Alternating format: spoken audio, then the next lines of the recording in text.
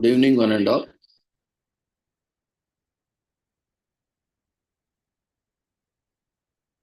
We welcome you all to the second day of International Conference on World Breastfeeding Day, World Breastfeeding Week, breastfeeding, diet and nutrition, parenting, education, health, well-being, environment and sustainable development 2024, commemorating Azadi Ka Amrit Mahotsav, nation celebrating 76 years of independence, and United Nations Sustainable Development Goals 2015 to 2030, and also on occasion of World Breastfeeding Day, World Breastfeeding Week, and as well as World Breastfeeding Month 2024, as part of awareness and campaigns in collaboration with Sri Holistic Health Foundation India and Sri Research Institute Center for Arts, Sciences and Wellbeing. So before we start today's sessions, let's take the blessings of Almighty.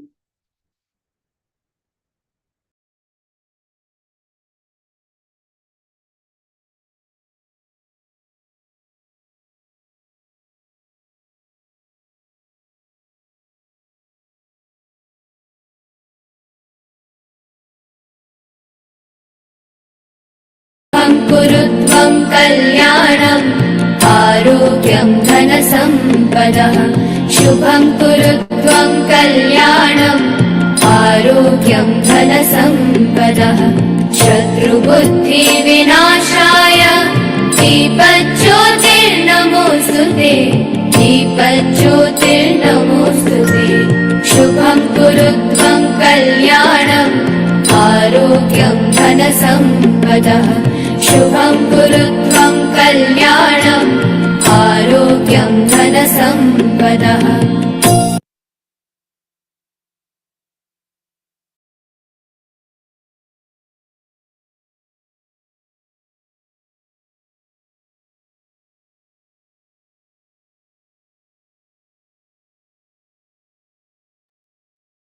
With the blessings of Almighty, we shall continue with today's sessions. So before we continue with the sessions, we'll invite all the presenters who could not present us today and who have scheduled for today to share your details in the chat box to the host as mentioned on the screen so that we can invite you for the presentations. So we'll take up presentations now based on the request received from the presenters, and then we'll move on to other sessions. So if there are no presenters ready for presentation now, we will continue with sessions, and at the end of the sessions, we'll invite the speakers. So we request everyone to join at 6 o'clock and share your presentation details and request for presentation in the chat box so that we can invite you at appropriate time. So we'll, as of now, there are no requests in the chat box. We request everyone to quickly share if you have registered for the presentations. There will be no confirmation of presentation exclusively. Once you register, you will be receiving a copy of registration form, Google registration form, to your email address. That itself is a confirmation that you have submitted your form, and you can directly join and make a request for your presentation.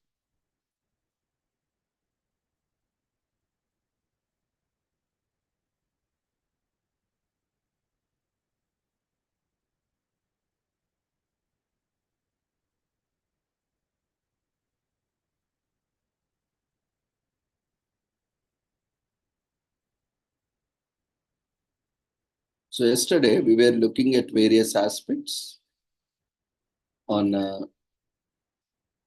breastfeeding and how it is contributing to the health, well-being of not only mother and child and family, but also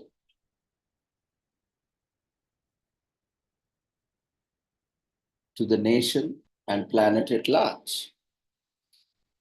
So today we'll be looking at various other aspects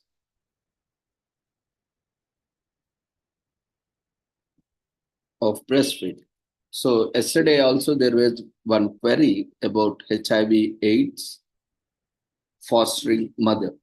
So if a mother has HIV or AIDS or syphilis, what kind of precautions we need to take care and how do we identify and prevent the transmission of HIV or AIDS or syphilis to the baby. So as already mentioned, the mother has to be on antiretroviral therapy treatment, ART treatment, to support health and well-being of their infants. So mothers living with HIV can breastfeed their children in the same way as mothers without HIV. So no need to worry. But you need to take the antiretroviral therapy treatment. So World Health Organization recommends all mothers living with HIV should receive lifelong antiretroviral therapy, in short known as ART therapy, to support their health and also to ensure the well-being of their infants. World Health Organization also released guidelines in July 2016, advising that in countries that have opted to promote and support breastfeeding together with ART, mothers living with HIV who are on ART and adherent to therapy should breastfeed exclusively for first 6 months and then add complementary feeding until 12 months of age. Breastfeeding with complementary feeding may continue until 24 months of age or beyond, as long as the breastfeeding can be done. So previously, World Health Organization advised to breastfeed for 12 months, but then stop breastfeeding if a nutritionally adequate and safe diet could be provided. But the new guidelines is based on the scientific evidence that shows ART is effective at preventing HIV transmissions through breastfeeding as long as the mother is adherent to the therapy. So the new evidence means that mothers living with HIV and their children can benefit from many advantages of breastfeeding, such as improved growth and development, in the same way as mothers who do not have HIV and their children.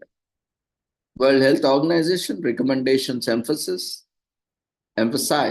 the need for the health systems to therefore achieve quality HIV services that reliably provide ART and continue to care for mothers living with HIV. So you might be having a doubt whether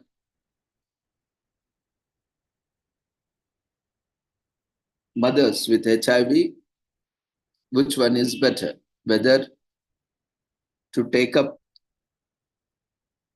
breastfeeding or not, or a mixed feeding, or no breastfeeding at all, if the mother is on HIV treatment. This has been already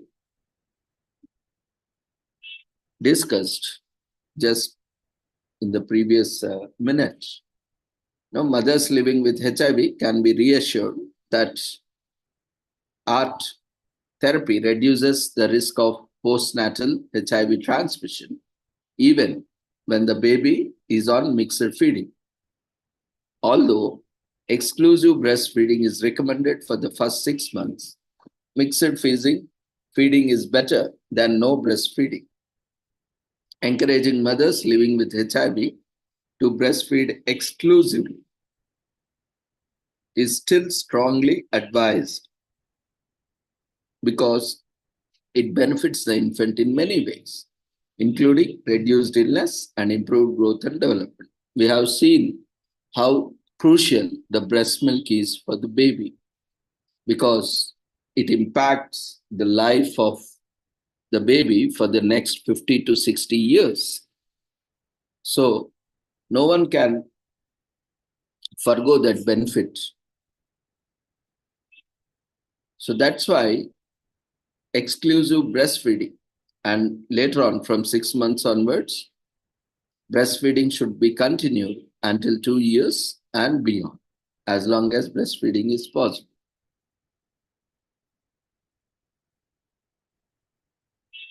Now, if a mother who is on HIV treatment plans to return to work, if she is working, so shorter duration of breastfeeding is better than no breastfeeding at all. So mothers and healthcare workers can be reassured that shorter durations of breastfeeding of less than 12 months are better than never initiating breastfeeding. So you may be again having this doubt, whether, as everyone is reiterating, that you need to continue breastfeeding for 2 years now, because most of the countries do not have that much longer maternal leave. Now efforts are being put to double the maternity leave from 90 days to 180 days and so on. And again, it varies from state to state, country to country, and depending on the organization as well, depending on the sector, organized sector, unorganized sector. Even within that also there are variations depending on the management. Though we have legal provisions in place, but still practically things are different, as we all know. So in that case, if the mother has to return to work, now there may not be possibility of taking baby to your workplace. So mothers might be wondering whether anyway after 6 months or after 3 months I have to return to work, so the baby might not be breastfed. So there might be an ambiguity whether to breastfeed from now onwards or totally be on alternative. See, again, time and again, we are reiterating that as long as possible, every mother should breastfeed her baby as long as possible till 2 years and beyond. See, sometimes it may not be possible to provide every feed directly through breast contact. So in that case, we have alternatives where you can store the breast milk safely and administer it to your child in your absence through your family members or a caregiver. In that way also, the baby still gets the breast milk adequately whenever the baby demands, even in your absence. So you can collect your breast milk and store it safely so that the breast milk can be fed to the baby. So no need to stop the breastfeeding because you need to attend to your work. And don't stop breastfeeding thinking that you have to stop at some point in the future. Let it be on that day. If you have to decide going for an alternative, then at that moment you have alternative of pumping the breast milk and storing it and feeding to the baby. So that alternative is always there. So no need to worry that as you are anticipating one day to go to work, So thinking of that, you cannot forego the benefits which the baby is getting, which no one else can meet those requirements. So try to breastfeed your baby, even if you are working, even if you are attending your workplace.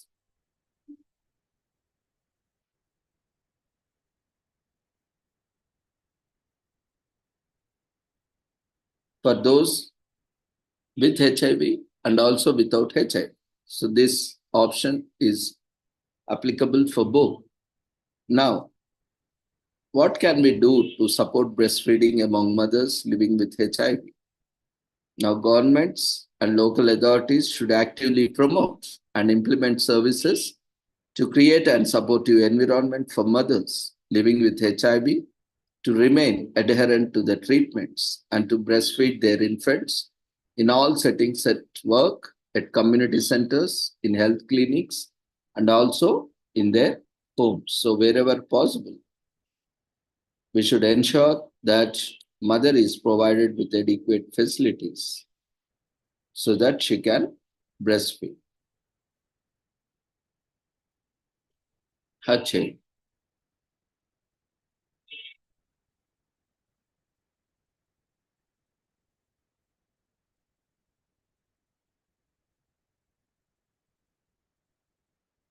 World Health Organization and UNICEF jointly developed a global strategy for infant and young child feeding, whose aim is to improve through optimal feeding the nutritional status, growth, and development, health, and thus very survival of the infants and young children. The global strategy's specific objectives are to raise awareness of the main problems affecting infant and young child feeding, identify approaches to their solution, and provide a framework of essential interventions to increase the commitment of governments, international organizations, and other concerned parties for optimal feeding practices for infants and young children to create an environment that will enable mothers, families, and other caregivers in all circumstances to make and implement informed choices about optimal feeding practices for infants and young children. The global strategy for infant and young feeding aims to revitalize efforts to promote, protect, and support appropriate infant and young child feeding. It brings upon past initiatives, in particular the Innocent Declaration and the Baby Friendly Hospital Initiative, and they address the needs of all children, including those living in difficult circumstances, such as infants of mothers living with HIV, low birth weight, infants and infants in emergency situations. The strategy specifies not only responsibilities of governments, but also of international organizations, non-governmental organizations, and other concerned parties. It engages all relevant stakeholders and provides a framework for accelerated action, linking relevant intervention areas and using resources available in a variety of sections.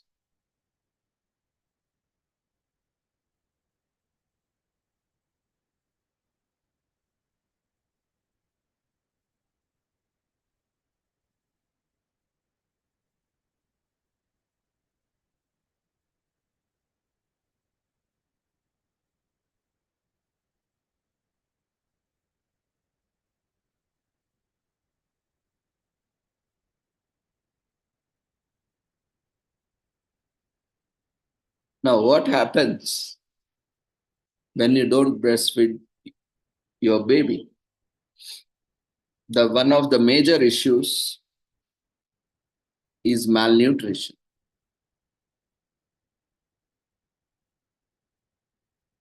So malnutrition in its all forms includes undernutrition, that is wasting, stunting, and underweight, inadequate vitamins or minerals, overweight, obesity, and resulting diet-related non-communicable diseases.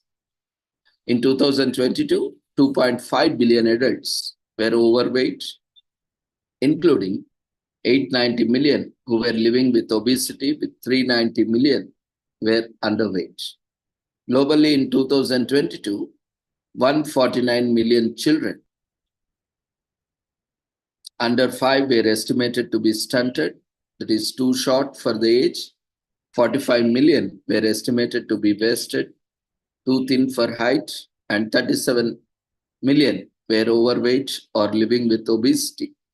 Nearly half of deaths among children under 5 years of age are linked to undernutrition. These mostly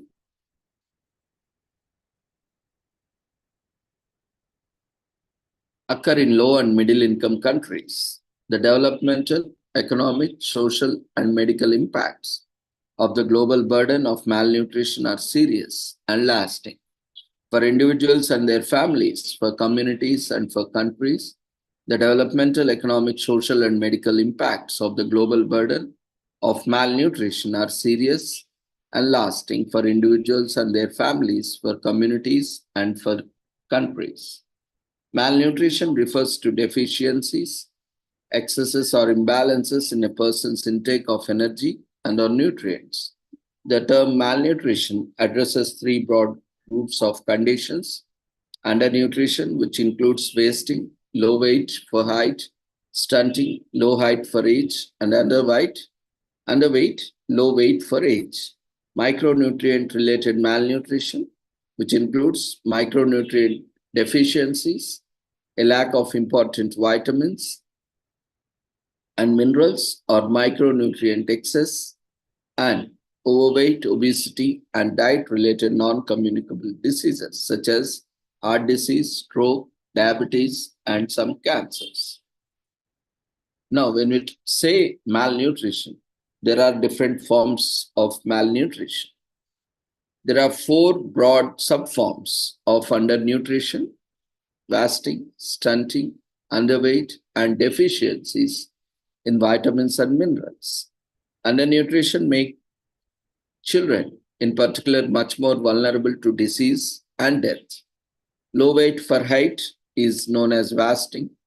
It usually indicates recent and severe weight loss because a person has not enough food to eat and or they have had an infectious disease, such as diarrhea, which has caused them to lose weight. A young child who is moderately or severely wasted has an increased risk of death, but treatment is possible. Low height for age is known as stunting. It is the result of chronic or recurrent undernutrition, usually associated with poor socioeconomic conditions, poor maternal health and nutrition, frequent illness, and or inappropriate infant and young child feeding and care in early life. Stunting holds children back from reaching their physical and cognitive potential. Children with low weight for age are known as underweight. A child who is underweight may be stunted, wasted, or both. Inadequacies in intake of vitamins and minerals, often referred to as micronutrients, can also be grouped together. Micronutrients enable the body to produce enzymes, hormones, and other substances that are essential for proper growth and development. Iodine, vitamin A, and iron are the most important in global public health terms. Their deficiency represents a major threat to the health and development of populations worldwide, particularly children and pregnant women in low-income countries. Overweight and obesity is when a person is too heavy for his or her weight, that is height, when his or her weight is not appropriate to her height. So abnormal or excessive fat accumulation can impair health, leading to overweight and obesity. Body mass index, BMI, is an index of weight for height commonly used to classify overweight and obesity. It is defined as a person's weight in kilograms divided by the square of his or her height in meters, that is kg per meter square. In adults, overweight is defined as BMI of 25 or more, whereas obesity is BMI of 30 or more. Among children and adolescents, BMI thresholds for overweight and obesity vary by age. Overweight and obesity result from an imbalance between energy consumed, that is too much, and energy expended, that is too little. That's why we are also telling, when you are consuming too much calorie, if you don't burn them, if you don't utilize them, you will be accumulating more fat. So that's why even consuming more meat and dairy products will make you more fat, more obese, more overweight. Because the kind of work we are doing is sedimentary work. It is not hard work like we used to do earlier. Most of us, especially those white collar jobs, we don't do that kind of hard work. Everything goes on, automated with remotes and through mobiles with IoT devices. We don't even switch off and switch on our appliances. That also happens through mobiles and through various remotes.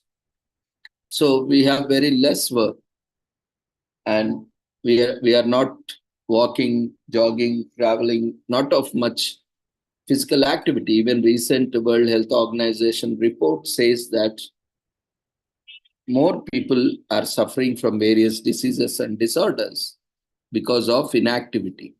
We don't have much activity. We are not really putting our body to work, to physical activity, so that we can burn and we can spend our energy calories which we are consuming. That's why you need to consume such kind of food which is easily digestible, which is nutritious, which is environment friendly, and also healthy. When you are consuming meat products, which is not at all environment friendly and which has huge calories and fat, that will create a lot of diseases. Nowadays, people are turning towards the vegetarian because of a lot of diseases. Now, even a recent study revealed that those who are consuming meat almost daily or regularly is also still malnourished. That means just consuming meat will not make you healthy. Along with meat, you need to consume plant-based diet. Without consuming plant-based diet, you can never be healthy. You cannot be healthy only on meat all the day, all the life. That is not possible. Meat is complementary. Even with plant-based meat products nowadays like soya, tofu, these chunks and all, you are able to meet the requirements. There are many people, even India, 80% of the vegetarians are in India. They are very healthy. And vegetarian is promoted not just now, since ages. Meat was not a daily affair in any one of our household. It was only on occasionally when there is some celebration, when there is some gathering. But nowadays, unfortunately, people are consuming more meat, consuming more alcohol, consuming tobacco, which has become a daily affair. That's why new diseases and disorders have become a norm to them. Every family is having a cancer, a stroke patient, a diabetes patient.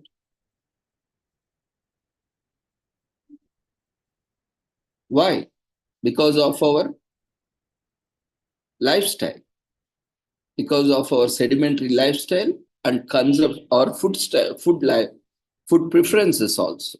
We are not consuming appropriate food as per our energy requirements.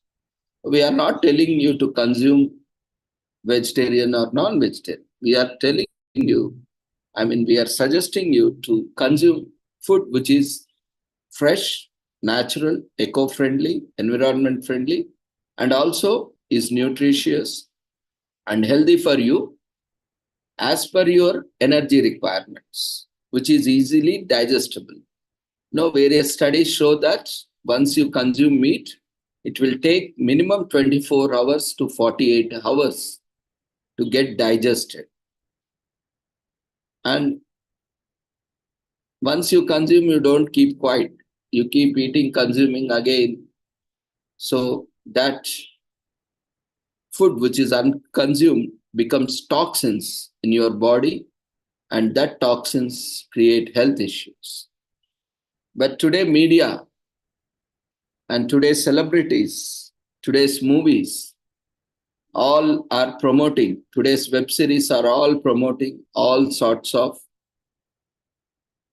these alcohol products, these, these tobacco products, and all kinds of immoral acts, like, all these kind of unhealthy sexual habits, that is making person vulnerable. If you look at the history, how these toxicants have come into existence, if you go back to history and see, people, to make people vulnerable, people have introduced these toxicants like these alcohol or similar beverages, so that the person will lose his consciousness and the person becomes more vulnerable, more suggestible, so that it is easy to manipulate that person. So that was the reason is alcohol and this tobacco and all kinds of drugs were introduced. And also these meat and dairy products, initially, they were introduced because of there was no alternative. Because when we go back to Stone Age, Homo sapiens, the early human beings were food gatherers, food hunters. Initially, they were food gatherers. They were wandering and gathering food, collecting from forests, and they were eating those leaves and fruits and all kinds of tubers, roots, all those things. And slowly, humans started domesticating animals, interacting with the animals. As part of that interaction, either based on the interaction, either they killed the animal or they domesticated animal. Based on that, those animals which were friendly with humans have been domesticated, and those who were not unfriendly, they have been killed and they have been consumed. So those were the times there were no much options. Either they have to consume, which is gathered, or they have to hunt and eat. So there is no other option. Very limited options were there those days. That's how, in those days, whatever they used to get to survive, they were eating. But now, today, we have lots of choices. In fact, the meat and dairy products are much higher, costlier than the plant-based products. You can buy leafy vegetables. How much a bunch of leafy vegetables cost? Somewhere around 5 to 10 rupees. And that is adequate for one serving. One time you can happily consume. And how much 1 kg of meat cost? And how much 1 kg of pulses or cereals cost? You see, even consuming meat and dairy products is not so economically viable. And how many can really afford it? And at what cost? So all these issues are there. So whatever we are consuming, it's up to you. But whether whatever food choices you are making, whether they are friendly to you, whether they are friendly to your family, whether they are friendly to nature, environment or not, we need to check. If they are not at all contributing to you or your family or your community or your nation or your planet, then if it is creating pollution, if it is creating harm to their nature, environment, or you, in short or long term, then that is food you need to avoid, reduce. Now, again, you might be wondering how I can immediately stop because I have been used to that. Because of various reasons, I told, to make people vulnerable so that they can be easily manipulated. All these have been introduced and it has been made as a norm in the society. It has been created as a norm in the society, which has no benefits, only to make you vulnerable. So if you are addicted to drinking, you are vulnerable. You can be easily manipulated by offering you a drink and making you under the influence of those drugs, which include all tobacco, including alcohol or alcohol-related beverages. You will lose your consciousness. So you will be easily susceptible, suggestible, vulnerable, so that you can be manipulated and whatever things that can be done through you under the intoxication effect can be get easily. So that's why you need to understand that these are all making you more vulnerable, and that is impacting your health and also well-being, and it is also creating a lot of discomfort, social issues like conflicts, arguments, abuse, violence, not only with your spouses, with your families, and also with others. And under the influence of these drugs, alcohol, tobacco consumption, you are vulnerable for making accidents, improper judgments, improper decisions that can cause harm to you or even others. Like, see, most of the accidents, or even you also get hurt when you are under the influence of alcohol, drugs. And in the same way, if you eat more meat products or dairy products, for that matter, you become lazy because that digestion will not happen so quickly. So you will feel lethargic, though you will initially feel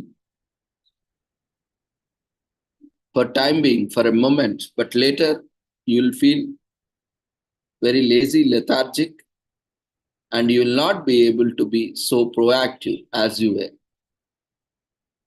Have you ever observed a snake which swallowed a huge prey at once? In a similar way, you will also become.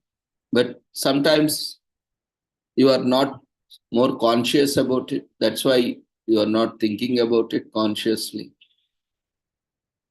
So many such things are happening. So why the society also, especially there is also an interesting study. Why in most of the events, gatherings, they provide these alcohol drinks, they provide these drugs and all, because without these, people are very active. They observe each and everything and they give feedback also actively. So there are various things that go beyond our observation or beyond our control. When you are intoxicated, you don't bother about all those things. You drink, whatever happens, you doesn't bother. You don't bother about the arrangements. You don't bother, about the taste or, the kind of aesthetics that are around the place, the kind of treatment people are giving you or you are giving. So that's why these things have become a norm. See, unless and until you go out of control by excessive drinking, and you create so many problems for the entire people. You see those drunkards or smokers, chain smokers, and those who are addicted to all of these create a lot of issues if you are not under control, and most of them get addicted. Now, getting addicted is very easy. Starting is very easy. Introducing to all this is very easy, but it has profound effect on your child. Even if you are not a mother, or even if you are not, planning to conceive soon, but it still affects you, irrespective of gender. Your health is affected, and not only that, if we have passive smoking, active smoking. Active smoking is where people are smoking, and passive smoking is the people around smokers who will be inhaling that smoke. They are more affected than who are actually smoking. The studies also say that passive smokers, because they are not used to it and they have more difficulty, they are more impacted. So by smoking, by indulging in all these toxicants, you are not creating harm to yourself, but you are also causing harm to others, and also you are the reason. In fact, you are the murderer or killer of others with this act. So be conscious about your food habits, your health habits, your lifestyle. So diet-related non-communicable diseases. Why we are talking about this, about diet and nutrition, what you consume, how you consume, how much you consume, when you consume, where you consume. All these play an important role, not only for you, but for your family as well, for your child as well. So diet-related non-communicable diseases, NCDs in short, include cardiovascular diseases such as heart attacks, strokes, and often linked with high blood pressures, certain cancers, and diabetes. See, as I mentioned, every family is now having one heart-related disease like heart attacks or stroke or valve related problems or artery related problems or one cancer or one diabetic. Why these all are happening?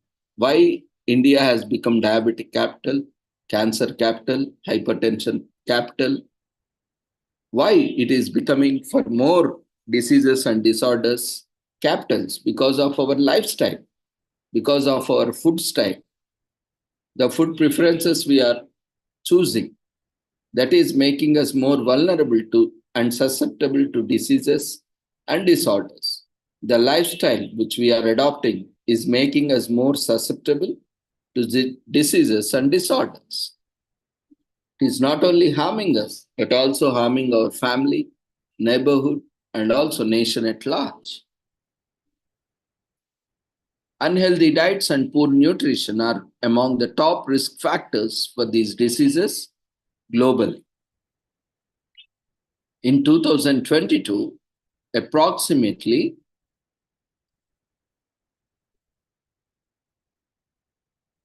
390 million adults aged 18 years and older worldwide were underweight, while 2.5 billion were overweight, including 890 million who were living with obesity.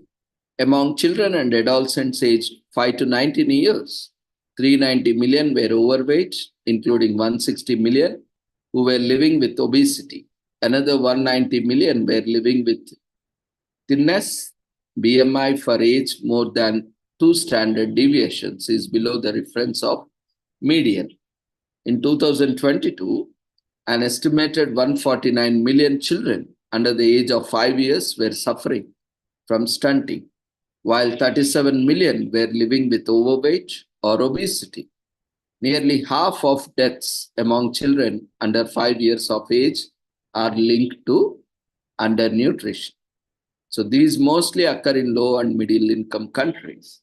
That's why you see half of the deaths which occur under 5 years of age can be easily prevented by breastfeeding, adequate breastfeeding. So because of not feeding, we have seen the percentages somewhere around across the world, not just in India. Across the world, the breastfeeding rates have come down.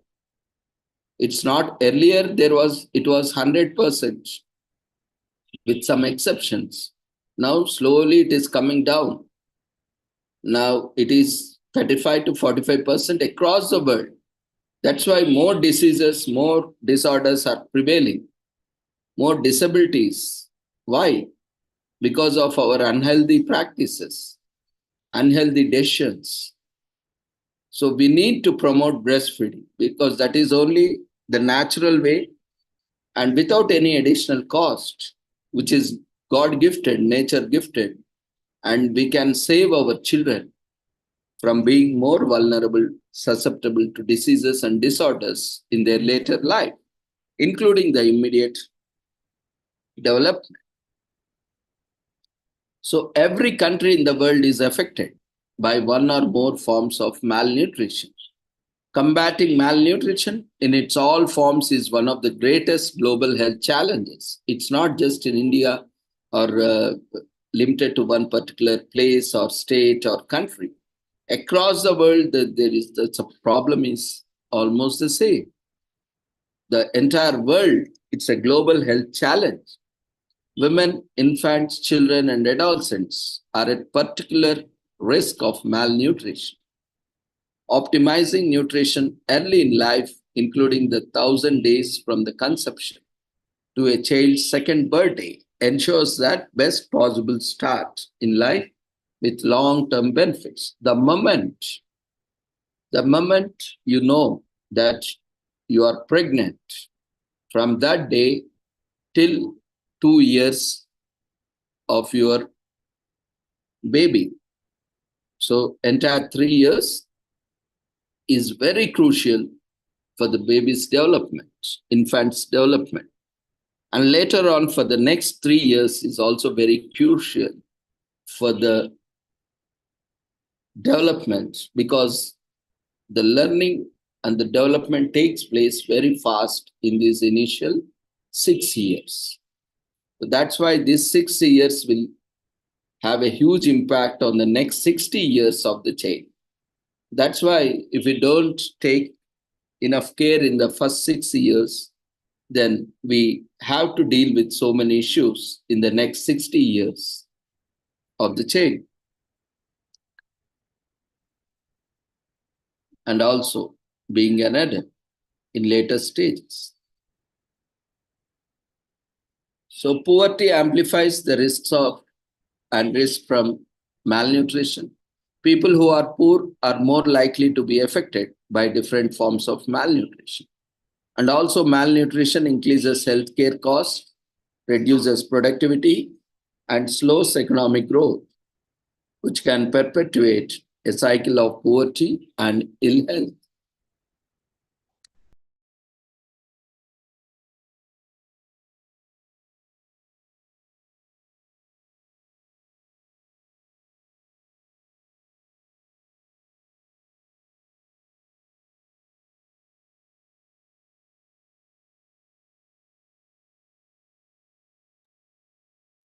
So by opting for breastfeeding, you need not invest anything additionally because breast milk is provided naturally.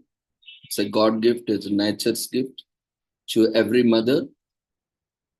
Of course, there are some exceptional cases where there is medical reasons, but that is just not even a percent of entire population. That is very rarely that happens. Otherwise, that is free, healthy, nutritious, hygienic. And there is no alternative for that. That's why till 2 years and beyond, every mother has the right to choose and should choose to breastfeed as long as she can for the best interest of her child.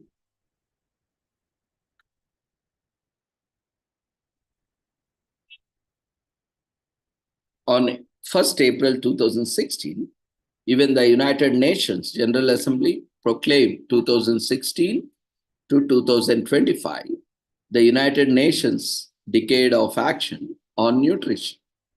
The decade is an unprecedented opportunity for addressing all forms of nutrition.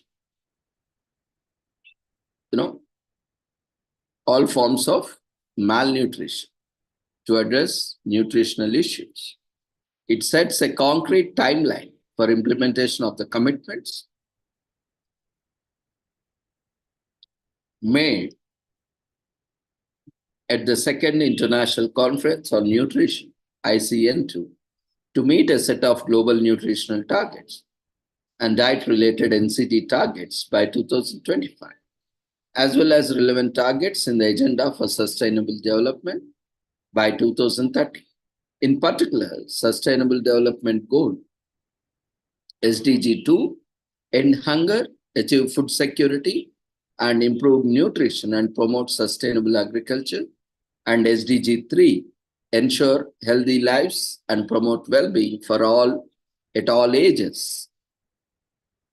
So led by World Health Organization and Food and Agriculture Organization, FAO in short, of the United Nations, the UN Decade of Action on Nutrition calls for policy action across 6 key areas: creating sustainable, resilient food systems for healthy diets, providing social protection and nutrition-related education for all, aligning health systems to nutrition needs, and providing universal coverage of essential nutrition interventions, ensuring that trade and investment policies improve nutrition, building safe and supportive environments for nutrition at all ages, and strengthening and promoting nutrition governance and accountability everywhere. World Health Organization aims for a world free of all forms of malnutrition, where all people achieve health and well-being. According to the 2016-2025 Nutrition Strategy, World Health Organization works with member states and partners towards universal access to effective nutrition interventions and to healthy diets from sustainable and resilient food systems. World Health Organization uses its convening power to help set, align, and advocate for priorities and policies that move nutrition forward globally. Develops evidence-informed guidance based on robust scientific and ethical frameworks, supports the adoption of guidance and implementation of effective nutrition actions, and monitors the evaluates policy and program implementation and nutritional outcomes. This work is framed by the Comprehensive Implementation Plan on Maternal, Infant, and Young Children, adopted by the member states through a World Health Assembly resolution in 2012.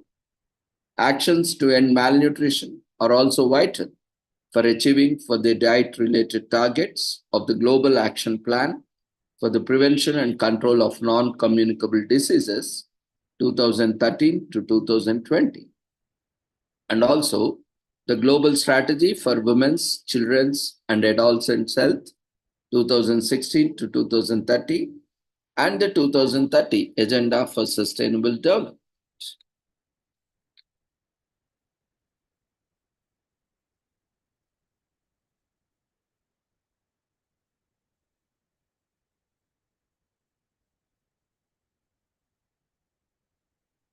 Now we have seen and we have been talking about mortality. Many people we have seen that they are, causing lack of breastfeeding is causing mortality. Now, when we are talking about newborn mortality, the first month of the life is most vulnerable period for the child's survival. Within 2 to 3 million newborns dying in 2022, neonatal deaths have decreased by 44% since 2000. Yet in 2022, nearly half, 47% of all deaths in children under 5 years of age occurred in the newborn period. The first 28 days of life, which is among the most vulnerable periods of life and requires intensified quality intrapartum and newborn care. In 2022, Sub-Saharan Africa accounted for 57%, that is 2.8 million, and it is somewhere around 2.5 to 3.3. The average is 2.8 million of total under 5 deaths, but only 30% of the global live births. Sub-Saharan Africa has the highest neonatal mortality rate in the world at 27 deaths per 1,000 live births, followed by the Central Southern Asia with a neonatal mortality rate of 21 deaths per 1,000 live births. Premature birth, birth complications like birth aphaxia, birth trauma, neonatal infections, and congenital anomalies remain the leading causes of neonatal deaths. Children who die within the first 28 days of birth suffer from conditions and diseases associated with lack of quality care at birth or skilled care and treatment immediately after birth and in the first days of life. Women who received midwife-led community of care, in short known as MLCC, provided by professional midwives educated and regulated to international standards, are 16% less likely to lose their babies and 24% less likely to experience a preterm birth.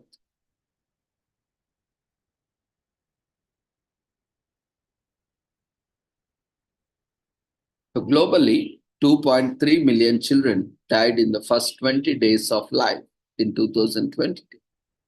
There are approximately 6,500 newborn deaths every day, amounting to 47% of all child deaths under the age of 5 years. The world has made substantial progress in child survival since 1990. Globally, the number of neonatal deaths declined from 5 million in 1990 to 2.3 million in 2022. However, the decline in neonatal mortality from 1990 to 2002 has been slower than that of postnatal under 5 mortality. Moreover, the gains have reduced significantly since 2010, and 64 countries will fall short of meeting the Sustainable Development Goals target for neonatal mortality by 2030 unless urgent action is taken.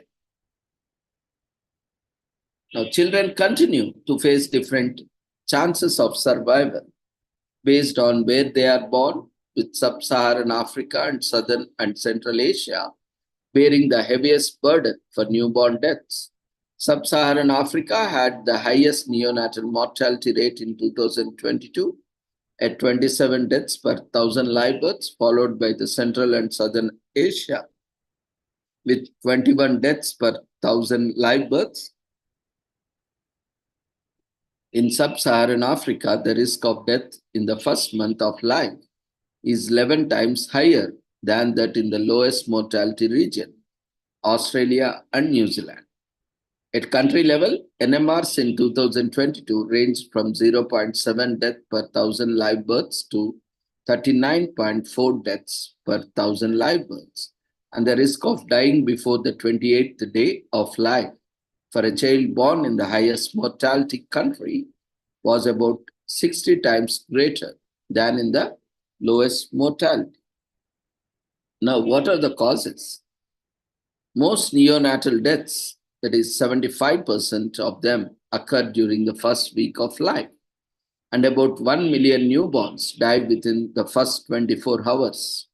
Among neonates, the leading causes of death include premature birth, birth complications, including birth aphaxia, birth trauma, neonatal infections, and congenital anomalies, which collectively account for almost 4 in every 10 deaths in children under 5 years of age. This is worth noting that although the rates of leading causes of neonatal deaths have declined globally since 2020, they accounted for the same proportion of under 5 deaths, that is 4 in 1 in 2000 and 2022. Access to and availability of quality health care continues to be a matter of life or death for mothers and newborns globally. Now, what are the strategies that needs to be adopted? So the priority strategies. The vast majority of newborn deaths takes place in low and middle income countries.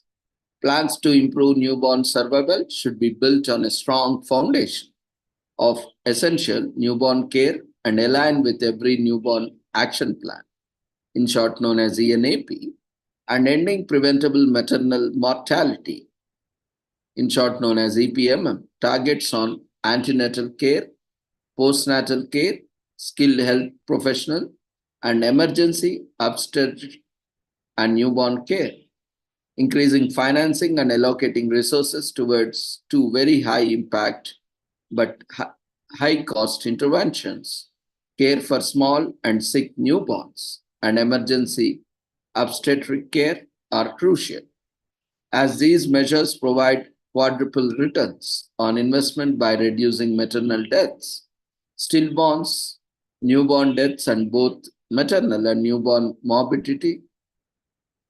In settings with well-functioning midwife programs, the provisions of midwife-led community of care, continuity of care, MLCC, can reduce preterm births by up to 24%.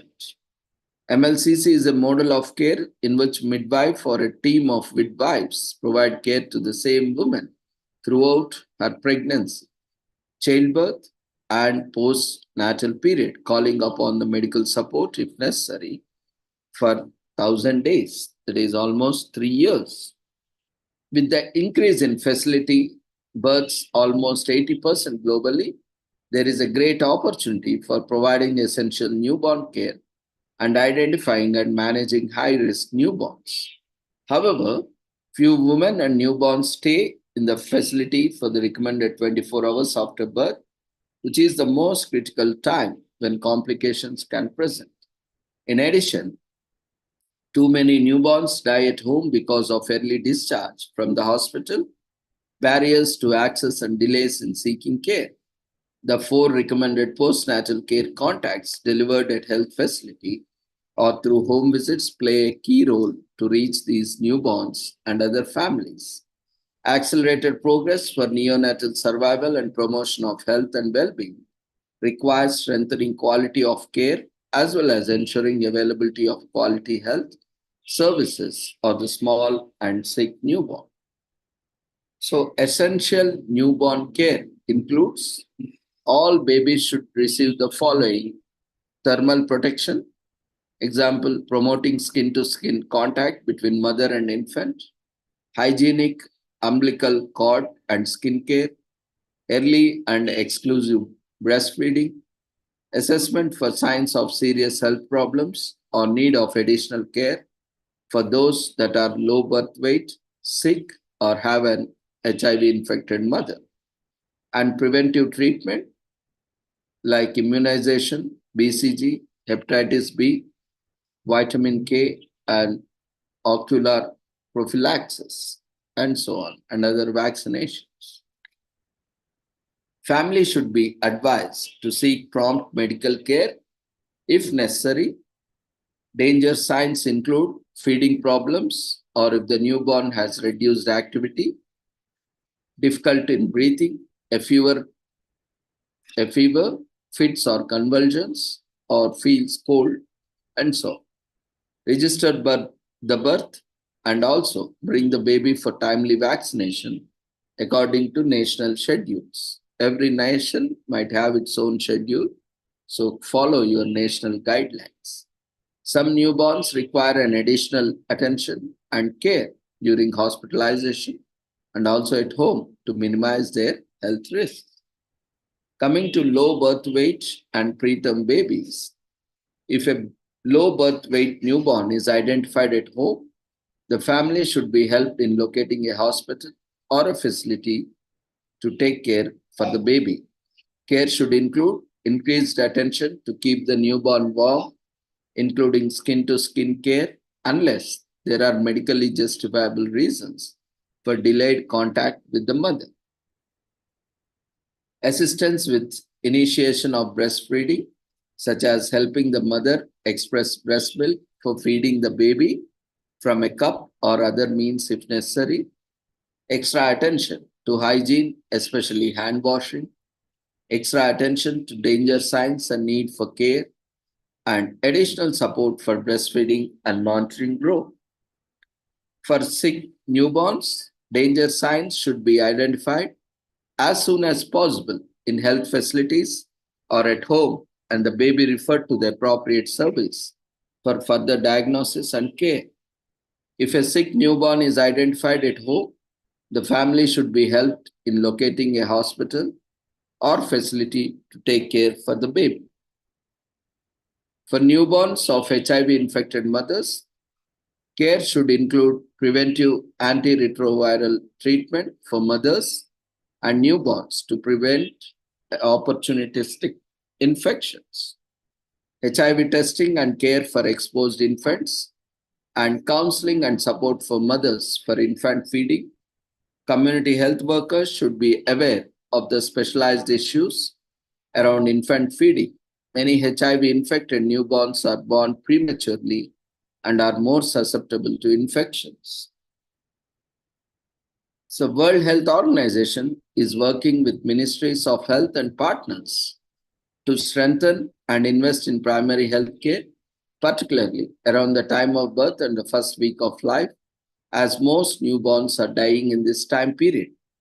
Improve the quality of maternal and newborn care from pregnancy to the entire postnatal period, including strengthening midwifery, expand quality services for small and sick newborns, including through strengthening neonatal nursing, reduce inequalities in accordance with the principles of universal health coverage, including addressing the needs of newborns in humanitarian and fragile settings, promote engagement of and empower mothers, families, and communities to participate in and demand quality newborn care, and strengthen measurement program, tracking, and accountability to count every newborn and still them.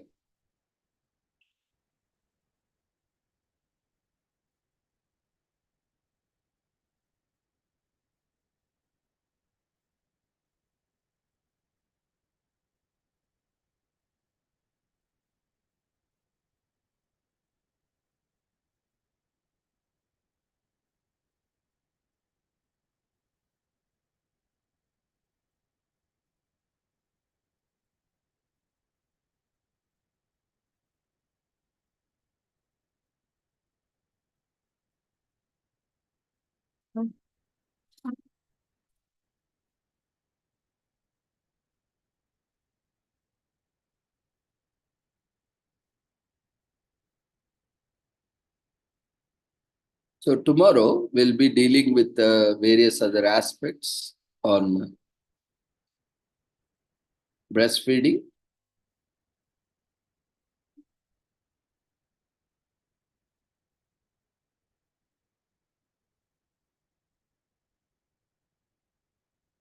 So anyone who have registered for the presentations can share their details in the chat box so that we can invite you for the presentation.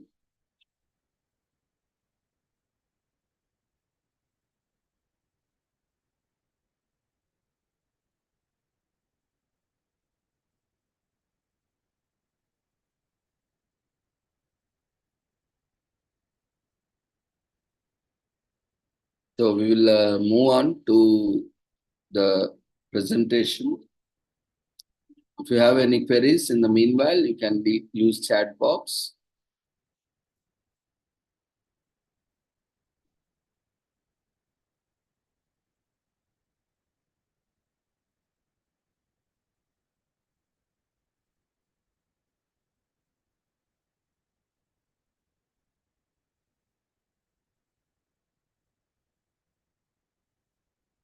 To share your feedback, queries, concerns. We have with us Pradeep who would be presenting on role of indigenous knowledge in combating human and wildlife. So Pradeep, are you ready for the presentation? Can respond in chat box.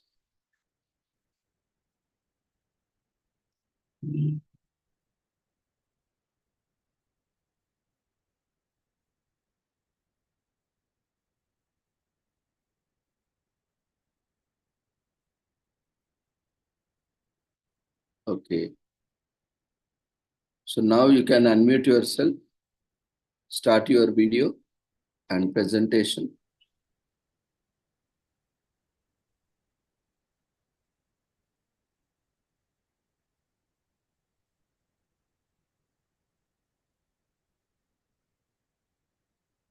The meanwhile, any others who have registered as presenters willing to present can share your details in the chat box so that we can invite you after this presentation. Good evening, Ravindra sir. Am I audible, sir? Yes, ma. Yeah, thanks a lot, sir. That was a very great insightful about breastfeeding, and you have explained about the malnutrition and also its important. It is a very need of the hour because we nowadays we have seen because of the massive industrial agriculture, industrial animal agriculture, we are seeing only certain portion of people are able to afford the food, and especially children under the age of 5 years, they have been being stunted and they face a lot of problems. We have well definedly presented, sir. And first of all, I would like to thank you for giving such a wonderful platform to exchange knowledge. Uh, and also, we are getting to know about new perceptions about with different allied fields. Being from I'm from the animal welfare, so they are very diversified fields of knowledge and expertise for the people. So I'm more than happy to say that be a part of this platform, and it gives a lot of knowledge and exposure to how to like deal the things. So a very good evening, one and all. So uh, it's a very indeed a great platform to exchange our knowledge. And before starting the presentation, I'd like to share a few words about me. My name is Pradipera, and I work in the field of animal welfare for more than past 8 years. So been into the several areas aspects that includes rescuing injured animals and being into the at the same time providing awareness to the public in terms of animal welfare issues, and also solving the dealing with the human and animal conflict, pertaining to the education level area, like skill reaching out to academic institutions, and also apart from that, we also deal with cruelty cases, like cruelty towards animals, amending the PCA Act, by registering the cases and all. Uh, Close to I have worked with almost 8 years in the field. So we have worked with many international organizations and local organizations too. And now also in individual level, I'm helping animals. So today I'm going to share a very important and burning and pressing topic, which we always see in the television and also in print media and everything. So the topic is about role of indigenous knowledge in combating human and wildlife conflict. So let me share my screen.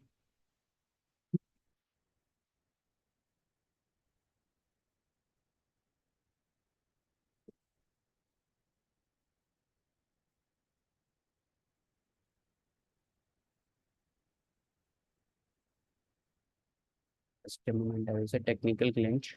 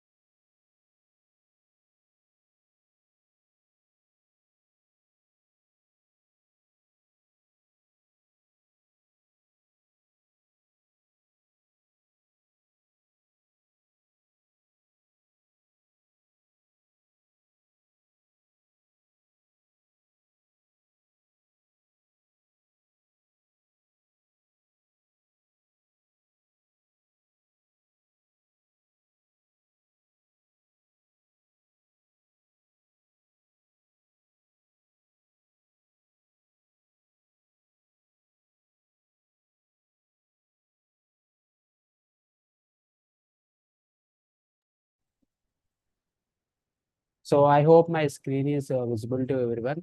So sorry, there was a technical glitch. So the topic which I have mentioned is the role of indigenous people in combating human and wildlife conflict. Nowadays, we have been seeing the human and wildlife conflict in India and also across the world. Most of the problems are there because of the human. Uh, most of them are because of the human innovation. I mean to say it's an anthropogenic activities which we have been doing, like occupying the wild forests and also constructing the skyscrapers and also industrial corridors or whatever it may be in the name of development and all. We actually uh, losing many of the forest area. Much of the forest cover has been decreasing, and this is one of the primary reason for uh, human and animal conflict, human and wildlife conflict. So moving ahead, you can see in the picture uh, uh, like most of the human conflict is caused by a tiger and also an elephant.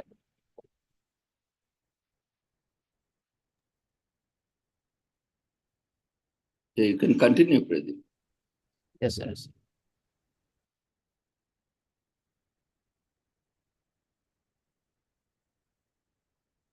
So you can see in the screen, these are the forests of India.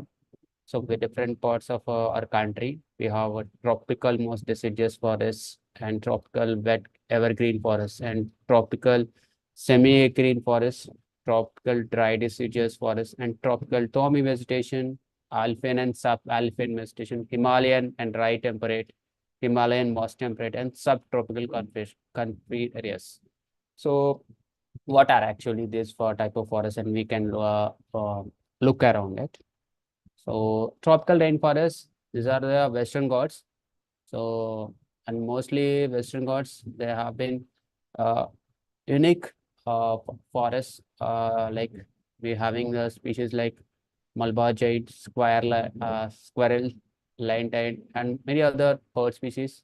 So, which is recognized as a UNESCO World Heritage Site, and it is also a tropical rainforest too. And mostly Western Ghats, maybe around the parts of Maharashtra and all. So we have deciduous forests. So deciduous forests, the central and southern regions of India. So it covers to the central part of India to southern regions of India. So mostly uh, the characteristics of like these forests are like they shed their leaves during the dry season to so that they can conserve the moisture, so they can maintain the uh, like what we call a moisture and during the coming months and to grow the trees and all. So mostly the trees like teak, sal, bamboo, or some other uh, wildlife species are part of the deciduous forest. And also they offer their various source of timber and non-timber products. Teak in particular, which used in many of the household and also in various industrials. Moreover, this forest provide to home to various wildlife species such as leopards and sloth bears, and also many indigenous people also live this part of the forest. So coming to the dry and desert forest. So whenever we call as a desert area, we normally we call as recollect as Rajasthan or the Gujarat because they are dry and desert prevalence. And these forests has adopted to extreme conditions. The species like acacia, neem, ifobrin are the trees and all these are part of it. And the value of the forest cannot be understated. And they also help in many of the conservation aspects in terms of wildlife conservation and also combat desertification. And they also play a vital role in maintaining the ecological balance in this region. It is also the dry and desert forest is also home to many of the wildlife species such as fox, lizard cats, and also common. You can see the different kinds of snakes, like reptile, many different kinds of species, which is a home to the dry and desert forest ranges from Rajasthan and Gujarat. then we have a montane forest, as if we name states as montane. That means it's a Himalayan forest. So Himalayas, we all see that it is always when we see Himalayan range and its natural glaciers and everything. So they also have this forests, and also they also maintain ecological integrity. So there are also various wildlife. We have the snow leopard, Himalayan tail, and red panda. So these forests are very sensitive, and they're also responsible for maintaining water resources, and preserving this unique forest is very essential. And we have the dry and scrub forest. The Deccan Plateau, we have the rocky terrain and climate. So it is essential for agriculture activities. Dry scrub forest mainly used for soil conservation, water retention, and they also provide a home for various habitats, species like Indian bustard bird and Indian wolf. So if we can see the Indian wildlife in one complete picture, you can see different like tiger, deer, and also different types of moths, butterflies, also elephants. So we have different rare species of birds. So it's one complete picture, but it has a lot of meaning to say. It's because of they are preserved are ecological. They play a vital role in preserving our ecology, and also a vital role in preserving our biodiversity. So now we have the sanctuaries. We have around 10 wildlife sanctuaries in India. So we have ranging from Jammu and Kashmir to Gujarat. So you can see in the picture, these are the 10 different wildlife sanctuaries from varying from Jammu Kashmir, and we have to Rajasthan, Kerala, Tamil Nadu, and Brudumare Wildlife Forest in southern part of the region. We might be in Tamil Nadu, which is for a home for elephant species, and we have the wildlife sanctuary in Kerala, and some part of notable forests. So although we have a pristine ecology and biodiversity, still there are threats to our wildlife and forests. Although we have the Wildlife Protection Act 1972 and Forest Conservation Act 1927, but still we are like India is facing a multitude of problems in threats to wildlife and forests. So mainly the threats are deforestation. So we are cutting out of the trees. Every year, larger population of the trees have been cut down to build either a road or in the list of development, and also are in order to develop a tourism, or we have for any industrial corridor through the forest area. So, and also we have mining activities, illegal mining activities. So a lot of the time, the Indian forest has been, shrinking down a year by year. The forest coverage has been shrinking down, and we have the poaching, wild animals poaching. And India is like we have pristine natural resources and biodiversity, and also wildlife, but due to illegal activity like poaching, every year we have been losing the wildlife.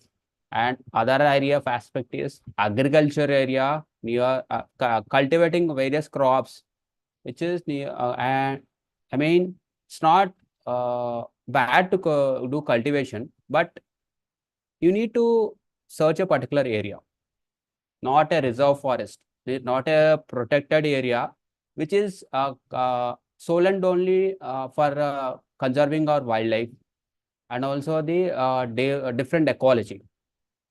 So nowadays, I have the primary reason we can observe that a lot of the wild animals are coming to the human habitat. Why do they come to the human habitat? The main problem is we are occupying their habitat. We are day by day, you can see the forest cover of India. Year by year, it has been declining. The main problem because of this is, as I mentioned, these are the potential threats. And we have the urbanization. In the name of urbanization, we are building tall skyscrapers, but with the true cost of nature. And we have the natural disasters like forest fires. Whenever the forest fires has happened, so it causes a lot of damage to wildlife and also the natural flora and fauna. Now comes to the human and wildlife conflict. Lot of the people talk about it. Animals are coming to the human habitat. Wild animals are coming to the human habitat. They have been damaging our crops. They have been damaging our, I mean, they're killing human lives. But one need to understand why elephant, why a tiger, which is steadily staying in the forest, which is having a large amount of green and which is about flora and fauna, why it comes to the human habitat? Why it enters into the human habitat? The problem is we as a human beings, we as a highly intelligent species on the Mother Earth, we have know that what are the we know that what to do and what not to do, but still we are doing because of the anthropogenic activities.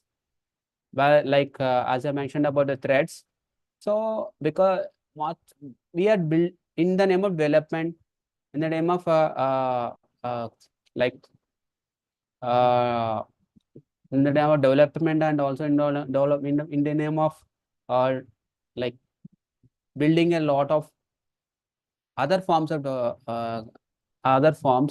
other illegal activities. So we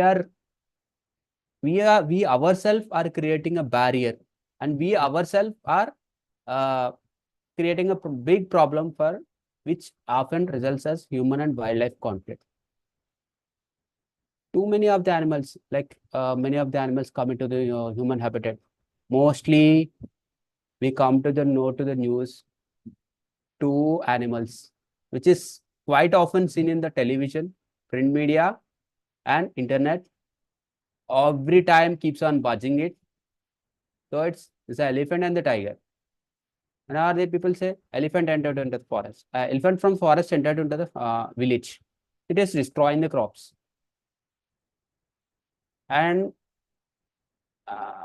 even like many of the times, farmers also they cultivate the sugar cane and also the other cashew nuts. So these are the crops which attracts the wild animals, especially elephants, banana trees and everything. So they get attracted towards it, paddy field or anything. And where they will cultivate close proximity to the reserve forest area. Whenever they, so it is almost 2 kilometers or 3 kilometers to the forest area. So where the entire forest area is there, when you are cultivating the crops and the forest cover is decreasing, and how will the wild animals could survive? Where they can get all the natural resources, the food and water. So ultimately they will come to the human habitat only, because you are destroying you are destroying their habitat in the production of food, in the production of in the name of development, whether it's like in industrial development, building housing societies, and also illegal mining, timber activities, and mining, and also we have poaching. In order to survive for themselves, they will come to the human habitat. So this you can see the picture. As I say, that picture is like about 1,000 words.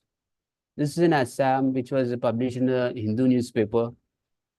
They entered an elephant, which has entered into the human habitat, like the fields of agriculture fields. You can see the people over there.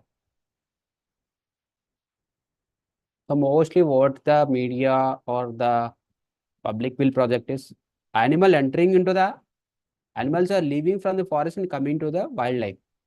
Sorry, animals are leaving the forest and coming to the human habitat. So, where are the resources in the forest? Where are the if they for the elephants and all? Where are the resources, natural resources? You've been cutting down the trees. You're cutting down the all the. You've been digging the soil, and you have been constructing the buildings. You can and where the elephant can go, or where the tiger will go, when there are no flora and fauna, when there is no vegetation, how they can survive? So this is one of the most underrated thing. Mostly people will not think about it.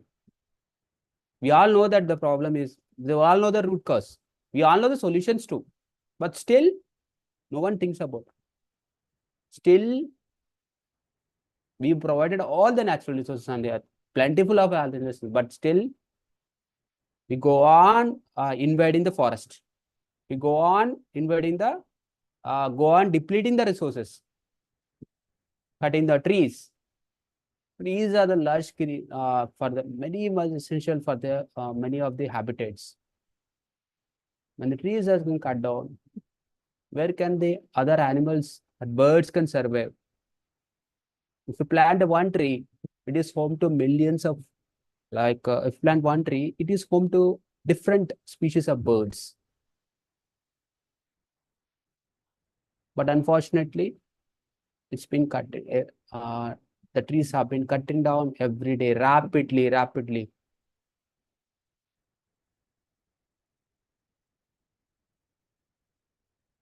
Now, the reasons for wild animals entered into the human habitat. As I said that shrinking animal habitats in terms of mining and also quarry and developmental activities and also encroachments in the number of corridors. Now, if you can see in the state of Wayanad, the state of Kerala, why do you know why the floods every time why Wayanad is just becoming the central point? You know that because the government in order to develop the tourism and also other plant they have planted very plantation trees, and where the area is not suitable, the soil is not suitable, but how the where the water shrinkage and all, how can the flowing of water just completely block? So,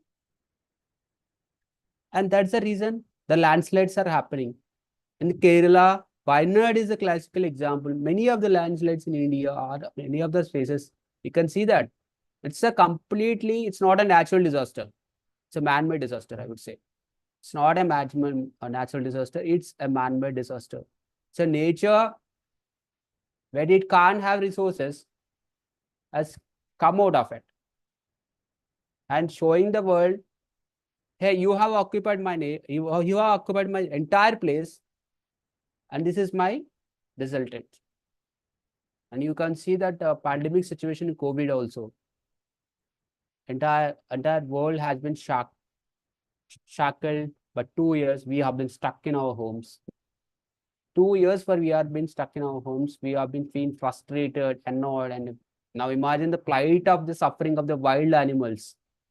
Every time with lack of food, water, they entered into the human close proximity. Sometimes they died due to the poison and sometimes due to the electrification. Many of the times, you can see the picture. An elephant crossing the railway line, which was died due to electrification. There are many such incidents which is happening across India in different parts of forest and across India, especially elephants and also tigers. You can see that. And some actually they trap the wild boars, and they put what do you call a chemical imposed substances which exploits. And some in Kerala, I think someone put in a pineapple, an explosive substance, where it exploited. An elephant has died. Do you know the reason why it is? Farmers, in order to protect their crops and everything, they had put this. And some do the traps, since the wild boars are entering into it and other wild animals are not, to know product in order to protect them. So they do all this because they here it's a hardened work they have to do for cultivation. So they do that in order to protect them. Now, encroachment on corridors, electric fencing to protect from foul plays, elephant rides, speeding trains in crossing areas, and sometimes we have low-hanging wires. And I said poisoning of crops. Sometimes they put some chemical substances where the wild animals eat and consume and they die. So this is a conflict map in India. The most conflicted areas, if you can see that, it's in Odisha and also Karnataka and Kerala, Mrudimalai border, surrounding area, and in Andhra Pradesh, Palamanuru, Chittoor, and also some neighboring bordering district of Tamil Nadu. And in Andhra Pradesh, we have the Srikakulam district of and some part of Odisha, where the human and elephant conflicts happen. And in Telangana, we have the human and tiger conflict. Some of the points are like reserved to Srishalam forest area. So this is the state of Andhra Pradesh. You can see that elephant conflict at Joros. This is Palamaneru, Chittoor, and also some parts of these are the closely to the Tamil Nadu district bordering, so part of it. And this mostly in Chittoor we have that, and Kuppam, some part of the Kuppam we have this. So mostly the heavy part of the human and wildlife conflict happens in most of these districts. Now we have seen the problems, we have understand what is actually happening and who is responsible for that. Now, also, although the government, forest department are like providing awareness to the farmer level community through combat, like collaborating with the horticulture department and like agriculture department to stay the farmers that not to cultivate this like sugarcane and all. Maybe they go for a commercial like chili crops and other things, so that these wild animals they cannot come to the human habitat, as chili is like a repellent for the wild animals, like if for elephant and all, naturally they move to the forest area. And even the central government, Assam, they another part of northeastern state, they have initiated the Hathi Mitra by collaborating with the village level communities, where they, they actually educate them, and also they also bring awareness, and also whenever the train is there. So you can see recently they also introduced the honeybees. Naturally, honeybees are like for the elephants are they are natural repellents. So bees are like naturally they need to be in the they, they cannot be captured, and so they use this. They adopted newer technologies also, like electronically honeybees. So where these been installed in some northern parts of Assam, so it is working. And apart from that, whatever measures have been taken, if you can think about the indigenous people, the tribes, they are the best. They know how to understand an animal. They can put their arms on the ground. They can sense where a wild animal is, how it is coming, what is its movement. They don't need any camera traps. They don't need any AI, artificial intelligence and everything. They know that. Do you know how they can know that? It's their reptilian brains. They have the reptilian brains very active. By putting their hands in the ground, they can easily sense it. And they know each and every nook and corner of the animal, like how it goes, where are the hot spots. So they don't use any technology. And their role makes a significant difference. And if you can see that in the Andhra Pradesh and certain part of Telangana, the tribes, especially Chenju tribes, they actually call them. So they are one of the ancient and also most tribal community.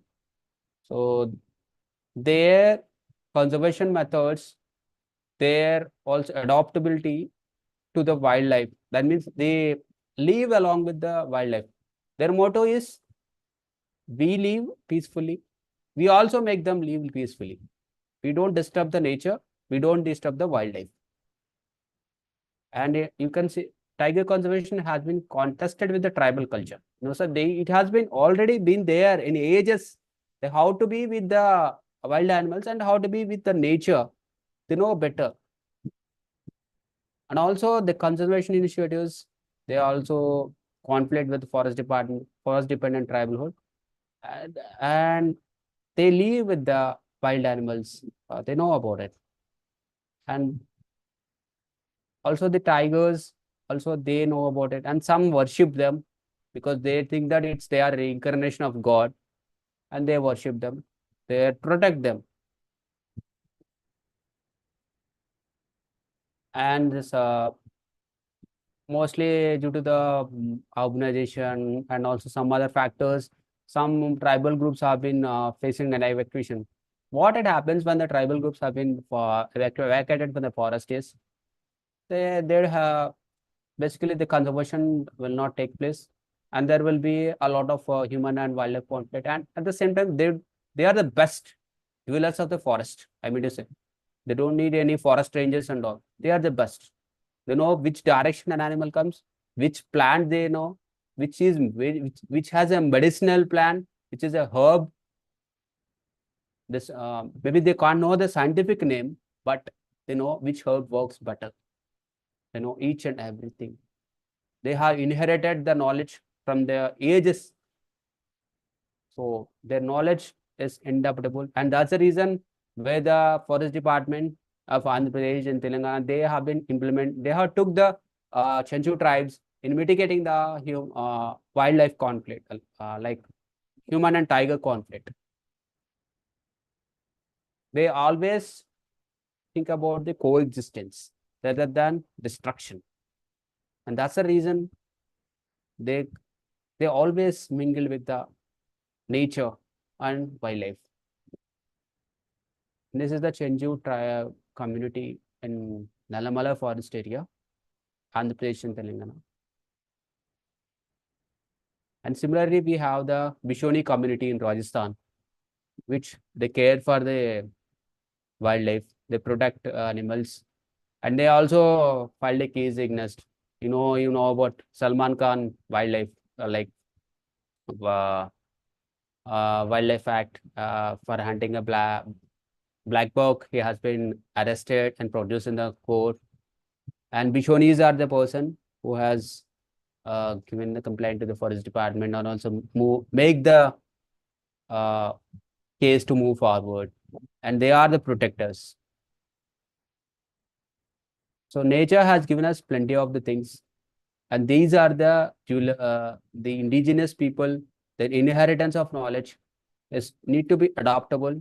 If the rest of the country needs to Take the example of Nalebala Forest and Bizino community, and many of the indigenous communities are there. So a lot of research has been going on, and a lot of publications have been going on. So they have been working on, even across the world has been realizing the importance of human and wildlife conflict, and several publications are also been going on. So hopefully these indigenous communities are very important.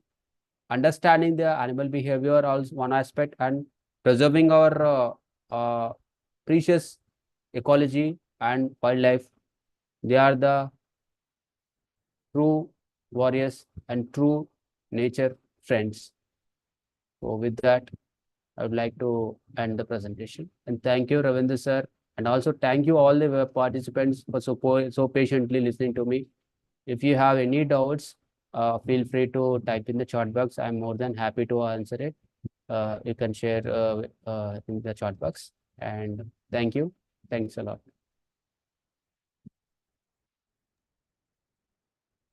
Thank you, Pradeep. It was a wonderful presentation and a lot more insights into the conservation efforts taken by, native people, native communities there residing.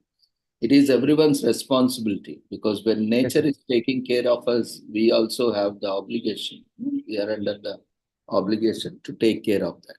So to, live in harmony with nature and environment. As you rightly said, today, we don't see natural disasters. We see whatever we are seeing are human-made disasters. Now, why this is happening? Because we are becoming more and more greedy. We are becoming more human-centered rather than, species-centered or planet-centered. We are just thinking of human beings and neglecting the flora and fauna and the nature and environment, as you rightly pointed out. That is creating a lot of problems, challenges for us. As you have rightly pointed out, we are changing the natural ways the nature is taking its course. Again, that has severe impacts on not only us, but also various species on the planet. If we are occupying the rivers, lakes, and we are filling it, the seas and water bodies.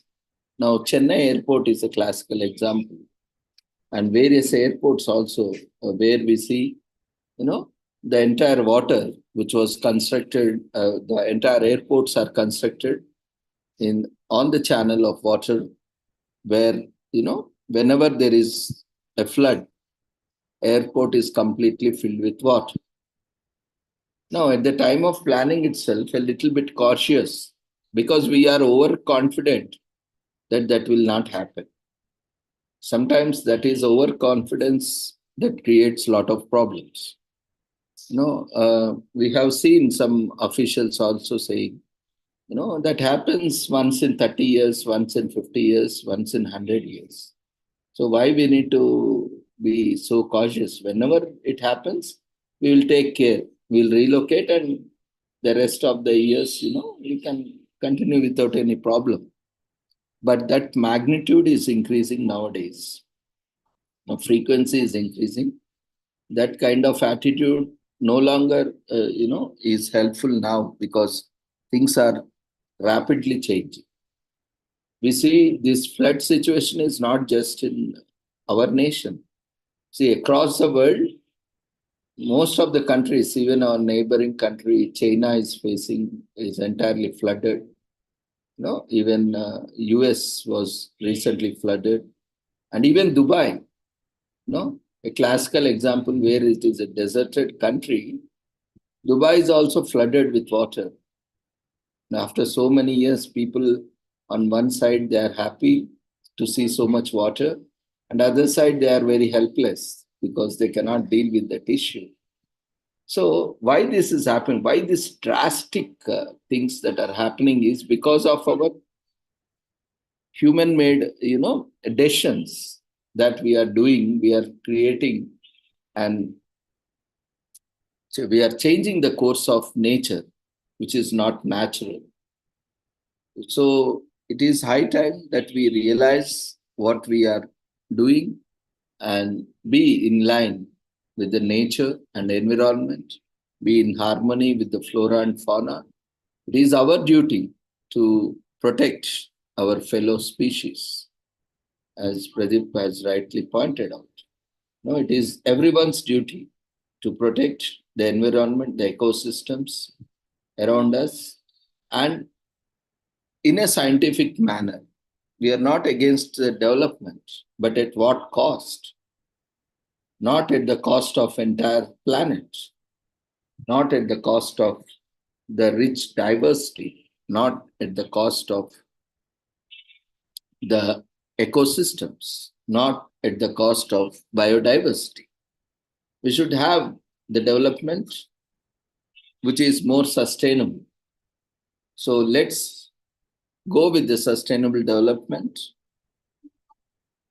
in harmony with flora and fauna, protection, conservation,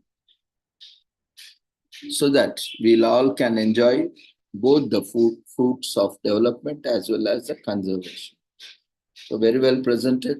Hope if participants have any queries, you can share in chat box, or you can raise your hand, or you can unmute yourself to share your oral feedback. Otherwise also you can share in chat box.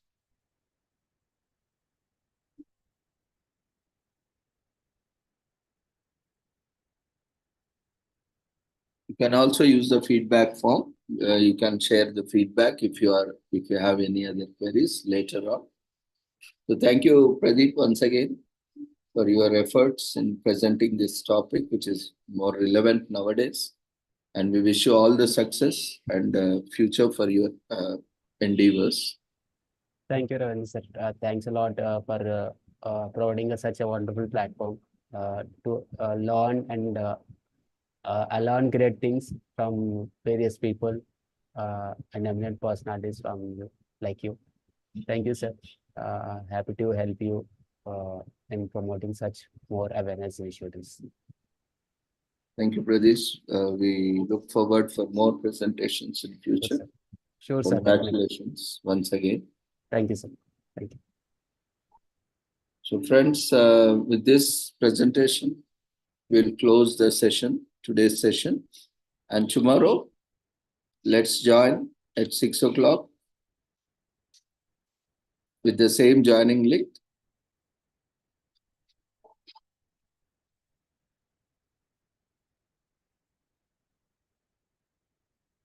We request everyone to quickly fill up the feedback form.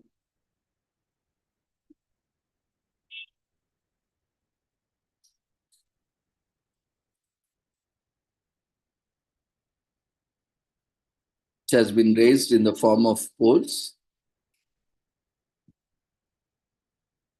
This feedback form and registration form is mandatory to be eligible for the certificate.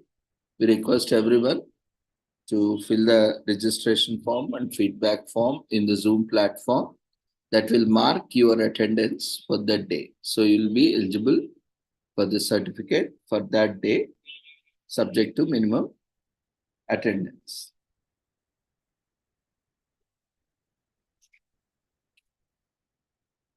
Those who have registered for the presentations, those who could not present yesterday and today can present tomorrow or whenever there is an opportunity before closure of event. So we request everyone to be cautious and conscious about that and utilize the time. Don't wait for the last days. And whenever it is possible, try to complete them at the earliest. And if you would like to cover any topics, feel free to share in the chat box or through feedback form so that we can cover those topics in the upcoming sessions related to breastfeeding. Thank you once again, everyone. Before leaving, quickly fill up the feedback form. See you all tomorrow at the same time. Take care. Good night.